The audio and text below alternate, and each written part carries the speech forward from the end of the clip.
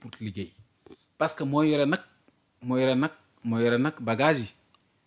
Le premier ministre moo yore bagage yi. ah bon moo yore bagage yi. ok d'ailleurs yor bagage sax fa mu ko yore dafa garaaw moo ne kan moo assemblée kan moo fa am majorité.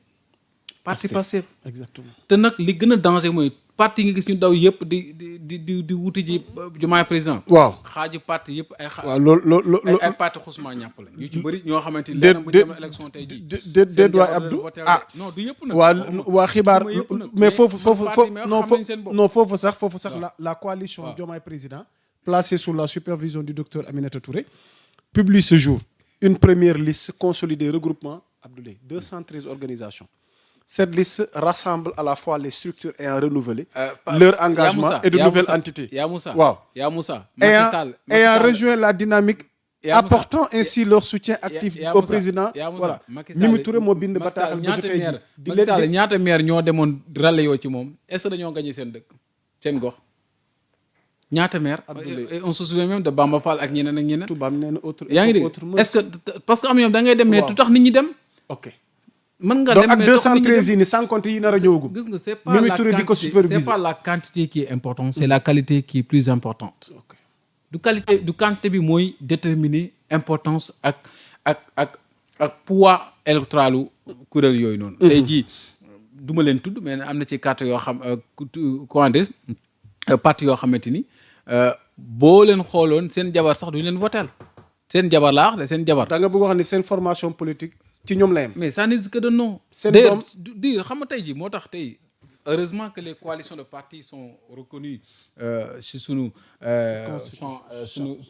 sunu élection sunu code électoral ak yu ni mel. parce que tout simplement parti yu ci bëri mënuñoo dem ñoom kese concourir au pouvoir alors que l'objectif d'un parti politique si suñ ko formé c'est quoi. C'est de conquérir le pouvoir. mais am na ci parti yoo xam ne amuñu doole mën a conquérir le pouvoir ils sont obligés de se ranger derrière yenn kuréel yi. wala ñu xool yeneen parti yi ñu mën a lëkkalool pour créer seen kuréelu bopp wala ñu xool kuréel guñ créé ñu dem tàbbi ca biir pour ça juste parce que ñu ci bëri il faut que ñu def noonu pour que ñu mën a exister politiquement sinon politiquement duñu exister. et je pense tey jii à l'heure où je vous parle gis nga tey jii. premier Ousmane Sonko sax d'ailleurs pour nga mën a am sax jaay sa parti politique. il faut nga tudd ko c'est-à-dire que loolu da nga ko koy nangul que ne yàlla moo ko may. la légitimité populaire xorom la ci cin. léegi li sama papa Cissé Lo daan wax naan. Macky Sall sukk la woyam boobu ku ko bañ doon ndékki. Il y a une chanteuse qui l'a développé aussi da ngay xam ne dafa am importance ci politique bu li nga xam ne moom moo di kon président Bassirou Diomaye Diakhar Faye moo tax ma ne xaw ma lu xew xaw ma ndax moom c'est lui l'instigateur ou bien le vrai artisan bu cette situation là de ces coalitions de Diomaye président mais jàpp naa ne idéologiquement et xel et rationnellement waru ko mën a may sax muy bëgg. waru mën a sax bëgg. a-t-il des ambitions politiques cachées waru sax mën a bëgg moom daa waru sax mën a bëgg. le chef de l'État. dafa warul mën a sax bëgg bu dee ci xel la ñu waxuma na ñu dem ci ay textes ak ay bu ñu indilee matt Jérém ak ay non la constitution sénégalaise noonu nen mais. ci donc li nga koy conseil mooy lii mu sumb nii mu génn ci. non waxuma sax mën na cee bañ a génn. parce que bu ñu amee xëy na waxtaan bu ñu waxtaan. ba xool nu ñuy def ba loolu nekk. ba ñu xam ne tey jii l'objectif c'est quoi c'est de d'élire le président Ousmane Sonko en 2029 àggaguñ ci nag yan ci yàlla yóbbu. et puis ce n'est pas le moment d'évoquer ce débat wax naa ko la situation économique du pays mais en principe et ci wàllum li nga xam te moo di logique politique wala bokk li nga xam te moom moo di éthique politique laa bëgg a évoquer ci. éthique ñu delluwaat ci éthique ak morale ak tamit loo xamante pour la postérité pour ëllëg a woy wu rafet warul sax bëgg maanaam président Diomaye warul sax bëgg parce que moo waxal boppam yéene naa ko chaise bi xëy na nag mën nañu am interprétation foofu mooy yéene naa ko xëy na bu jaaree fa mu jaar mën naa ñëw fi ma ñëw xëy na mais en contrepartie en revanche pour mën warul nekk koo xamante ni war na nekk à la place ci kooku noonu pour jéem ko barrer la route et mettre les bâtons sur les roues je pense que tey jii parce que tey ces jeunesse africaine là tey jii ñoom président Diomaye le tandem dañu war a nekk inspiration pour toute la jeunesse africaine et que tous les regards ñi ngi ko braqué jëmale ko ci ñun tey ñoom dañoo am obligation de résultat et ils sont condamnés comme l'a dit El Hadj Malick Ndiaye de travailler ensemble parce que nag ku ci bàyyi sa morom gis ko te moom moo koy gën a gis moom Diomaye wax naa ko fi waxati ko et je ne cesse de le répéter et je ne le dirai jamais assez donc l'idéal est tey jii la bonne option à faire mooy que ñu cheminer ensemble liggéey réew mi mais bis bu ñu ko xelalee màggat yi nga xamante wala ñi nga xamante ji nguur rek moo leen intéresse parce que tey ji Ousmane Sonko loo ko bañ xam ne c'est quelqu'un qui s'est sacrifié aussi pour ce pays-là parce que un jeune tey ji fa mu nekk tey ji man su ma fa nekkoon xëy na wala keneen dana fa ànd ak ña muy def la muy def mais il a sacrifié sa vie lan la def dénoncé li muy dénoncé ñu daax ko radié ko en 2014 en 2016 autant pour moi fekk 2014 taxawal na kuréel politique mu jaar fi muy jaar ñafe xuus li ñu naan dafa xuus ñafe jàll donc ak fi muy jaar yëpp tey ji en tant que jeune pouvait quand même bàyyi ba defar boppam ba parce que am na ñoo xam tey ji fii dañoo bàyyi ba defar seen bopp ba pare soo ko commencé di xool fi ñuy bootoo ko booti langaam mooy ñi nga xam langaamu laa leen tuddee dañuy wëti langaamu rek muy mel ne car rapide boo joree rombee ñuy langaamu c'est-à-dire que tey jii li sama benn sëriñ doon wax yàlla na fi yàgg te wér Paris mu ne ma Abdou li ma jaaxal mooy fii dañ naan Sénégal ñoom daal dañu bëri ay jumaa mu ne ko noonu ay maison de retraite moo fa am da ngay gis koo xam ne day dem liggéey ba retraité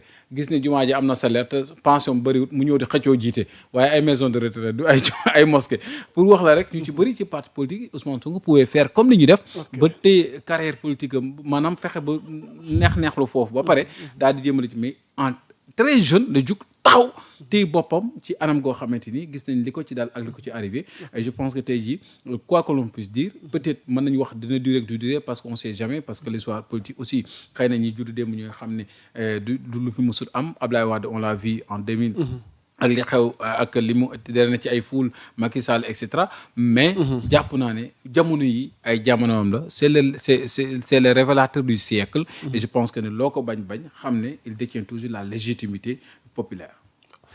Marie-Rose mi nga xamante ni moom mooy porte-parole adjointe bu Pastef waaye en même temps di porte-parole suñu gouvernement bi am na taxaw seetlu gu am solo gi mu def parce que dama bëgg Abdoulaye vite fait ñu évacuer quelques réactions de responsables de Pastef par rapport à la situation laataa ñuy terminer avec les internautes comme am na lu ñu leen dig ñoom it ñu am ci seen xalaat Marie-Rose dafa wax ni les artisans de la division sont à notre sein. J'ai assisté à la réunion du bureau politique national où l'ambiance a été plus que cordiale. Des frères et sœurs de partis se sont retrouvés et se sont accordés sur les fondements même de ce dernier, à savoir la fraternité, le don de soi pour la patrie et l'engagement sans faille pour la réussite du projet. Toute autre lecture de cette réunion est biaisée. Les manœuvres tendant à semer le doute au sein de l'opinion et cultiver une division ne passeront pas. C'est malhonnête et indigne. J'ai vu pour ma part deux grands hommes conscients des enjeux et résolument engagés à avancer ensemble pour la réussite du projet. Diomaye mooy Sonko, Sonko mooy Diomaye, le projet et rien que le projet. Marie-Rose Khady Fatou Faye porte-parole Pastef les Patriotes waaye mu jeexalee ko illustration photo boo xam ne dafa ne stop fake news ce décryptage vite fait. lu gàtt rek mooy que entre temps dañu gisoon ne Diomaye mooy Sonko bi daa commencé changer man ci mbedd mi ba dem ba sànq ci ngoon. koo wax lu mu lay wax. Diomaye nekkatul Sonko nekkatul Diomaye Sonko seul Sonko mooy Sonko kese donc moo tax Khadija Mahécor di interroger wu dafa bëgg ñu xam ban position la ñu am mais heureusement dégg nga muy wax mu ne Diomaye mooy Sonko mooy Diomaye c'est-à-dire pour wax ne parce que Ousmane Sonko booy xool le 8 wax na ko wax naa fi sànq rek wax naa fi keroog mooy nee na ñi leen di opposé du doon opposition bi maa ngi koy laaj sànq sama père Doudou c'est-à-dire que opposition bi mi ngi jógee ci ñoom mais ñoom nag war nañoo xaar loolu parce que nag jeu politique moo demee noonu toujours fekkente nag ça dépend de la démocratie interne parce que parti politique yi li ci problème mooy amatu démocratie interne. li suñu benn patron daan wax. dogguma la boo daanale. am na suñu benn patron bu doon wax daan ne. dañuy woo réunion bu ñu ñëwee réunion mu convoqué toog ba pare mu ne bu kenn wax may wax gars yi ne kon kay lii du réunion donc les partis politiques.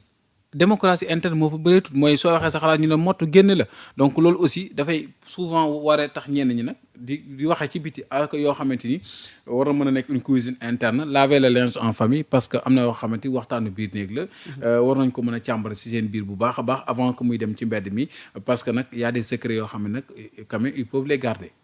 parce que li ngay wax c'est important parce que am na xibaar goo xam ne jot nañ ko tey ki ñuy wax Baye Mayoro Diop dëkk ca Diourbel bokk ci Moncap il a été exclu du mouvement national des cadres patriotes ainsi que du parti Pastef selon les informations il a également été retiré des groupes officiels du parti Pastef selon le règlement de Pastef un militant ne peut créer